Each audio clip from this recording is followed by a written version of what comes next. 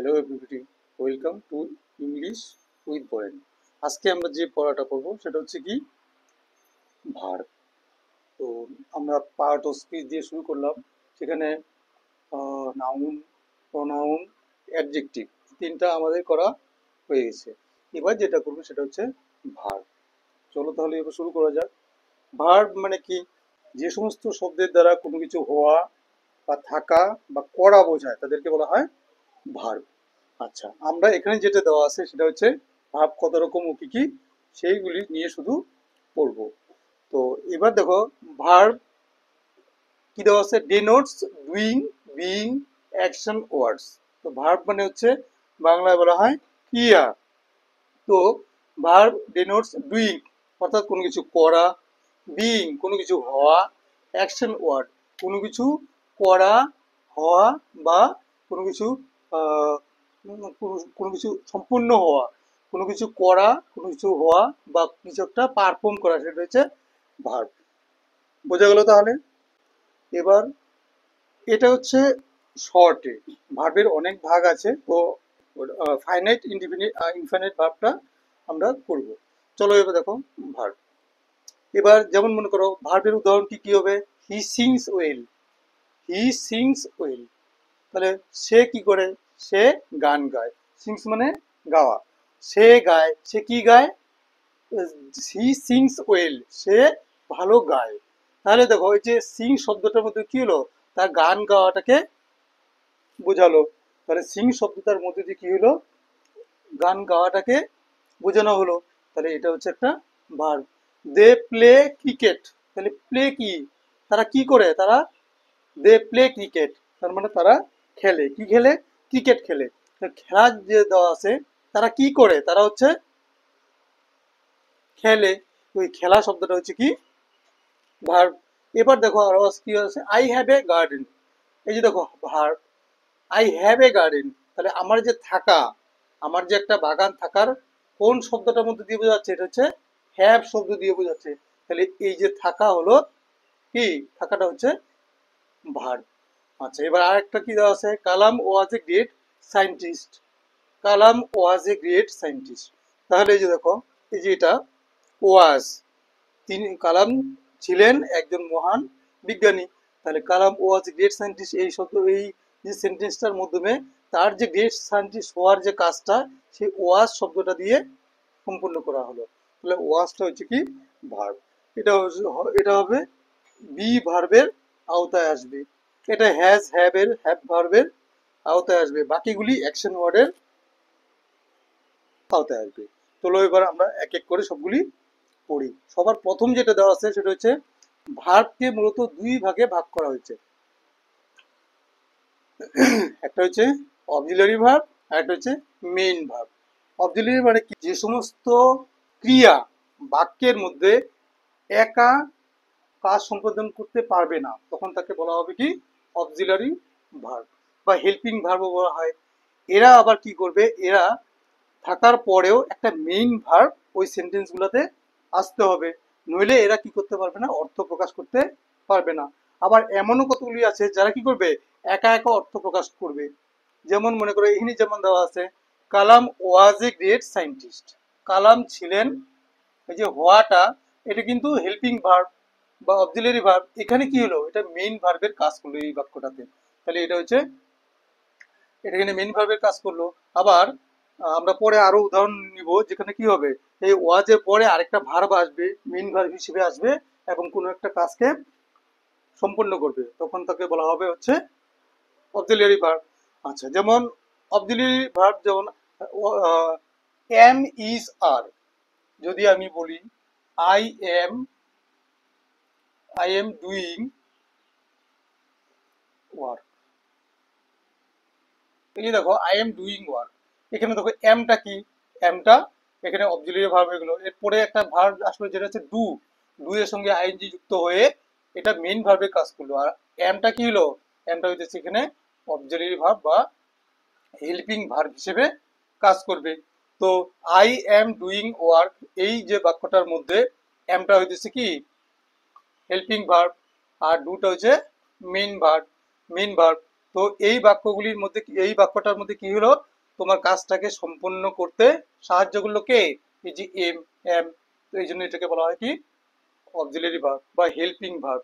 আচ্ছা চলো নাও, এরকম is, am, is, are, is, he is playing, are, they are playing, shall, we shall গো।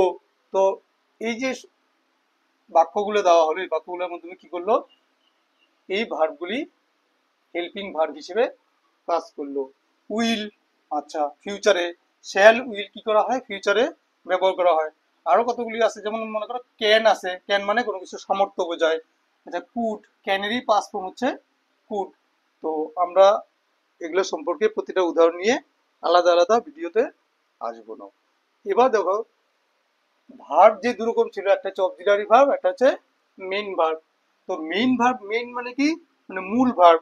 এখানে এরা কি করবে, এরা যখন প্রকাশ করবে, এই ভার্বগুলি যখন অর্থ প্রকাশ করবে, এরা কি করে না, অন্য কোনো ভার্বের উপর নির্ভরশীল থাকে না, এরা একা একাই অর্থ প্রকাশ করতে পারে। যেমন লাইক, যদি আমি বলি আই লাইক সুইটস, আচ্ছা এখানে দেখো একটাই কিন্তু ভার্ব লাইক, এটা কি হলো, এটা মেইন ভার্বের কাজ করলো, মেইন ভার্বের কাজ করলো। তাহলে আই লাইক সুইট, এই লাইকটা কি হলো, মেইন ভার্বের কাজ করলো।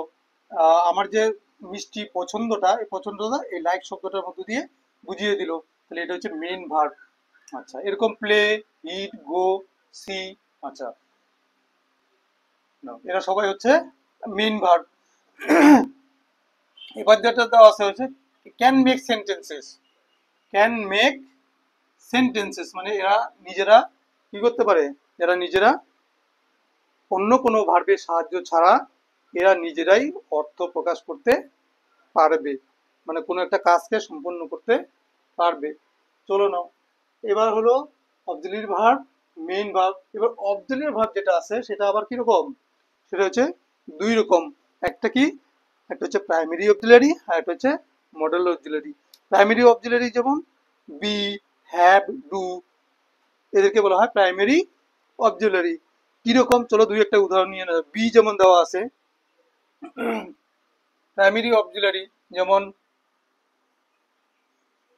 Tina has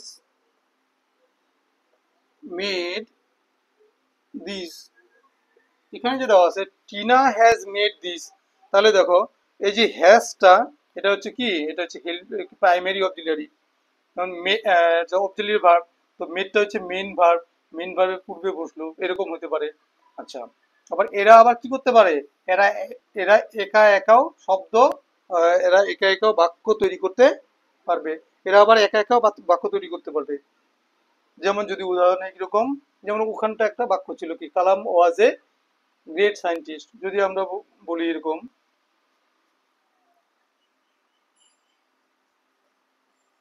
they have a garden, they have a garden.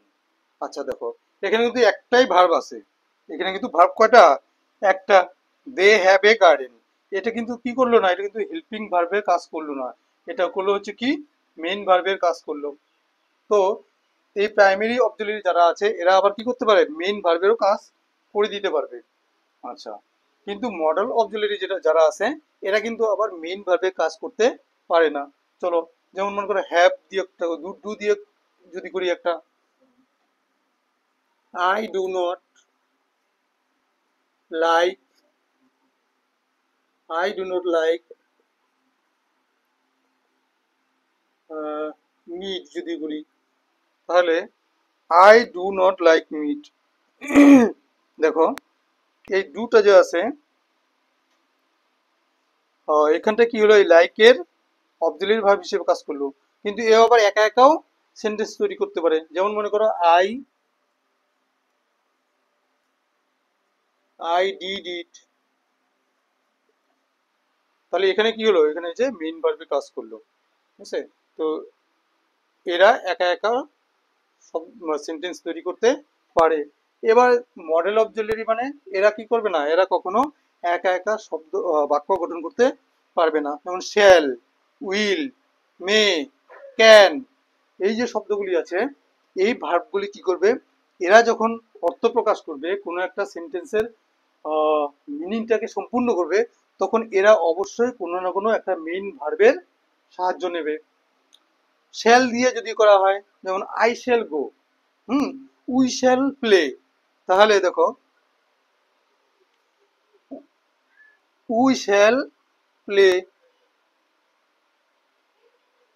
We shall play, এই যে উই শ্যাল প্লে, উইটা কি এনে, উইটা হচ্ছে সাবজেক্ট, তো শ্যাল একটা ভার্ব, প্লে এটা হচ্ছে মেইন ভার্ব, তাহলে এটা কি করলো, এটা হচ্ছে এর পূর্বে বসে এটা হচ্ছে মডেল অক্সিলারি কাজ করলো।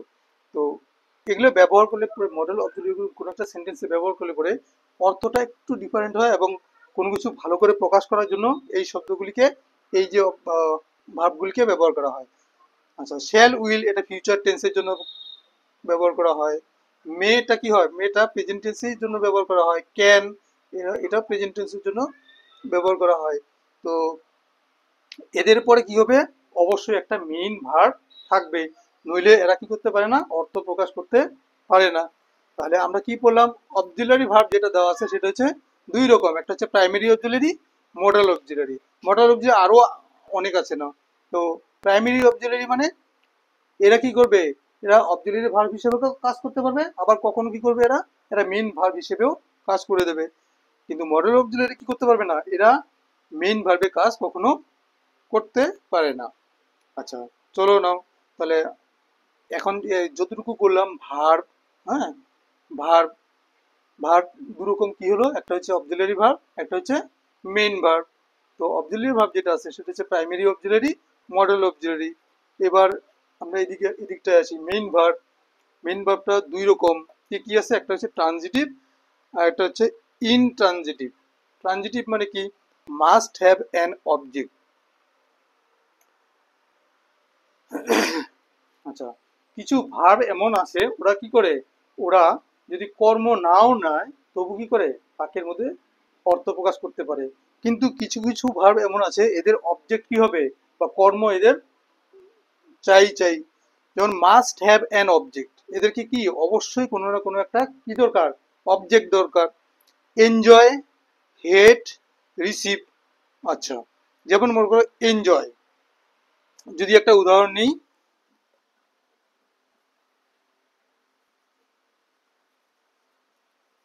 রহিম, রহিম এনজয়স। আচ্ছা, আমরা যদি বলি রহিম এনজয়স, রহিম উপভোগ করে, একটা প্রশ্ন কিন্তু মানে বাক্যটা ইনকমপ্লিট থেকে গেল। যদি কমপ্লিট করতে হয় তাহলে কি করতে হবে, রহিম এনজয়স যে কোনো একটা কিছু যেটা সে এনজয় করেছে। আইসক্রিম করতে পারো, আচ্ছা ঠিক আছে আইসক্রিম করলাম।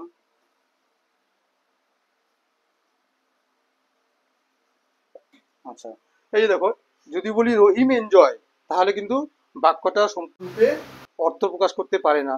কিন্তু যখন আমরা বলবো রহিম এনজয়েস আইসক্রিম, রহিম আইসক্রিম উপভোগ করছে, কিংবা রহিম এনজয়েস দ্য পার্টি, রহিম সে কি করে পার্টিটাকে এনজয় করে, করছে না করে। আচ্ছা, তাহলে এই সবগুলি ভার্ব এরা কি করে সব সময় সম্পন্ন করার সময় অবশ্যই অবজেক্ট দরকার হবে। আই হেট আমি ভালোবাসি না, আমি ঘৃণা করি, আই হেট কি ঘৃণা করে, এটাও এনে উল্লেখ করতে হবে। রিসিভ মানে হচ্ছে গ্রহণ করা, তো এরকম সাপোর্ট,